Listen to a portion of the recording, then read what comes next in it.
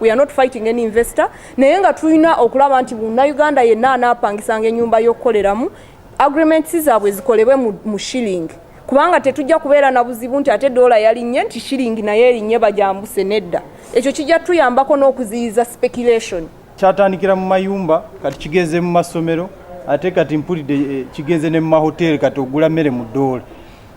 Ekitegeeza nti ekizibu kino kye nabagambye kye tuyita dollarization kitandise. Okusanga nti buli kimu mu Uganda tugenda kitandika okukigula mu dola. Ogenda kugula nyaanya mu dola kati. Twagala kukiteeka ku local businesses zino eziri mu Uganda okuprotectinga abavubuka baffe abali mu business n'abalala bonna. This explains the reason as to why in our cities and towns we have so many people having their businesses at the verandas instead of having it in right markets or places or even in buildings. Now, as Parliament, we have to put in measures as solutions.